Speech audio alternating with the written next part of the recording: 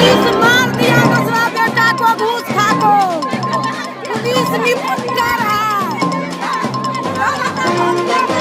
निपुटर है, घूस खा को मार दिया।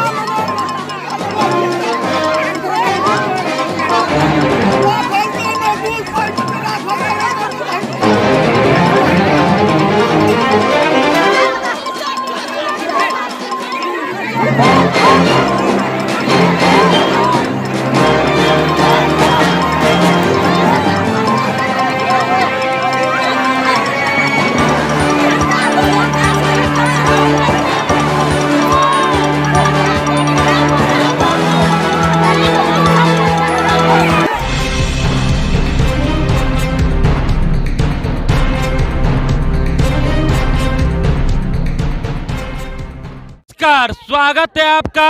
आप देख रहे हैं सच आप तक न्यूज और मैं हूं दुर्गा यादव अपने सहयोगी कैमरामैन वरुण यादव के साथ। और अभी मैं पहुंचा हूं मधेपुरा जिले के उदा किशुगंज अनुमंडल मुख्यालय, जहां पे आप हमारे ठीक पीछे देख रहे होंगे कि अनुमंडल मुख्यालय के मुख्य गेट को बंद करके तालाबंदी करके नारेबाजी पुलिस के खिलाफ किया जा रहा है, अपराधियों के खिलाफ किया जा रहा है।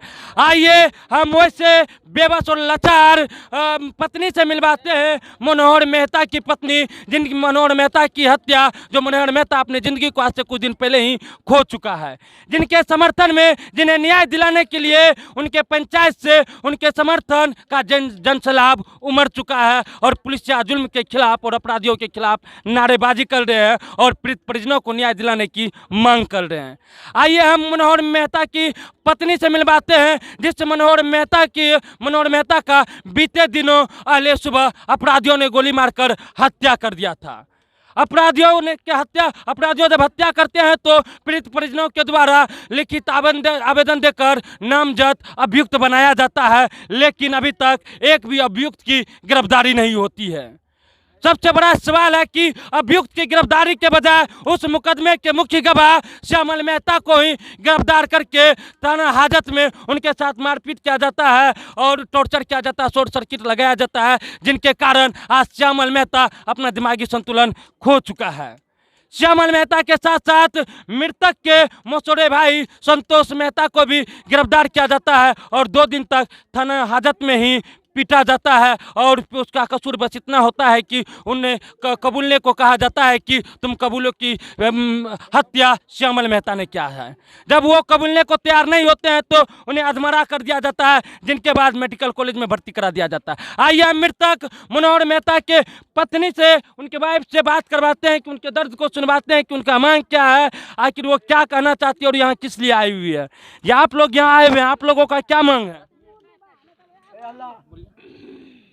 मेरा मांग है, मेरे पति के लिए न्याय चाहिए और जो पुलिसकर्मी मेरे देवर मसेरा देवर और श्यामल मेहता जो गवाह था उसको पीटा है, उसको मेरे सामने उपस्थित होना चाहिए। हम देखेंगे सिर्फ आँख से। और जो मेरे पति का हत्यारा है उसको फांसी का सजा चाहिए। हम और मेरे सामने उपस्थित है, ये हम आँख से देखेंगे तब यहाँ से हटेंगे, नहीं तो आंदोलन में ही रहेंगे 24 घंटा रात दिन, जब तक नहीं हो। मर जाएंगे तो यहाँ रहेंगे, तो यहाँ शान से जाएंगे तो जान से, लेकिन यहाँ रहेंगे। या आप लोगों का प्रशासन से आखिर मांग क्या, मुख्य मांग क्या आप लोगों का? मुख्य मांग है या मेरे अपराधी को जो है ना फांसी का सजा चाहिए। अभी जितने लोगों को नामजद अभियुक्त बनाया गया था आपके पति के हत्या के विरुद्ध, जो हत्या किया था जिससे नामजद बनाया गया था, क्या एक भी अभियुक्त की गिरफ्तारी अभी तक हो पाई है या नहीं हो पाई? एक भी नहीं हुआ, उसको टॉर्चर भी नहीं किया है, फिलहाल उसके द्वार तक नहीं पहुंचा है। क्यों आखिर अपराधियों की गिरफ्तारी क्यों नहीं हो रही है? क्योंकि एप्लीकेशन लगा है, लेकिन 20 लाख रुपया सिकंदर अंसारी ने चंदा करके भी घूस। सिकंदर अंसारी कौन है? सिकंदर अंसारी भी हथियारा है, मेरे पति का हथियारा वही। नामजद आवेदन में उन्हें भी नामजद किया गया है। मुखिया, हाँ दर्ज किया गया है। मुखिया अफसाना बेगम जो है वो बोला मेरे पति को मारने के लिए, वो बोली है, इसलिए इस पे वो जो है ना सिकंदर अंसारी मेरे पति का हत्या किया है। अभी तक जो है ना कोनो बिहारीगंज प्रशासन मेरे ही देवर को और सबको जो है ना गिरफ्तार किया, विरोधी आपराधिक प्रशासन अधिक नहीं किया है गिरफ्तार। आखिर अभी तक अपराधियों की गिरफ्तारी नहीं हो रही है।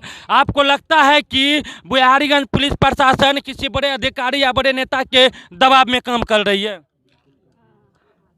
सिकंदर अंसारी के दबाव में काम कर रही है। सिकंदर अंसारी के दबाव में एकदम दबाव में वर्तमान मुखिया है। जेड हुसैन और ये सब जो है वगैरह सब घूस खा लिया है। आप क्या मांग करना चाहेंगे मधेपुरा पुलिस कप्तान एसपी साहब से, क्या मांग करना चाहेंगे? मुझे न्याय चाहिए, मेरे पति के लिए मुझे न्याय चाहिए। जो अपराधी है उसको फांसी का सजा चाहिए और कुछ नहीं चाहिए। क्या कहना चाह रही थी आप? जितना जो है ना मेरे देवर सब को पीटा है, उड़नवीर वो है, कौन कौन जो है पुलिसकर्मी सब मेरे सामने उपस्थित होना चाहिए, तब यहाँ से हटेंगे, नहीं तो नहीं हटेंगे। और मेरे जो पति का हत्यारा है उसको फांसी का सजा चाहिए, तब हटेंगे, नहीं तो नहीं हटेंगे। हमको फांसी का सजा चाहिए। कोई सहारा नहीं किया मेरे गांव का, तो जो है ना मेरे कोई सहारा नहीं किया पूरे मधेपुरा जिला का। तो इस बजरंग दल सब वाला थोड़ा हिंट दिया, तो हम लोग बोले कि मेरे साथ चलिए, आप जब हम जहाँ जाना चाहते हैं वहाँ जाइएगा। तो वो बोले कि हाँ हम साथ हैं दीदी, आए हैं इसलिए यहाँ पर हम लोग धरना में बैठे हैं, जब तक न्याय नहीं मिलेगा। देखिए अभी आप मृतक मनोहर मेहता के वाइफ को सुन रहे थे कि जब एक पत्नी अपने पति को खो देता है तो उनका दर्द क्या होता है, उनके दिल पे क्या गुजरता होगा, उनके घर का क्या माहौल रहता होगा, इनका अंदाज़ा आप खुद लगा सकते हैं।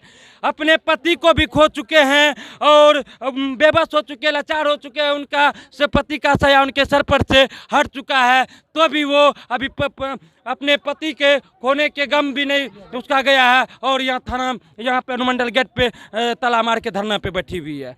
आखिर मजबूरी क्या थी जो इन्हें थाना अनुमंडल गेट पे बैठना पड़ा? मजबूरी सिर्फ बस सिर्फ पुलिसिया जुल्म थी।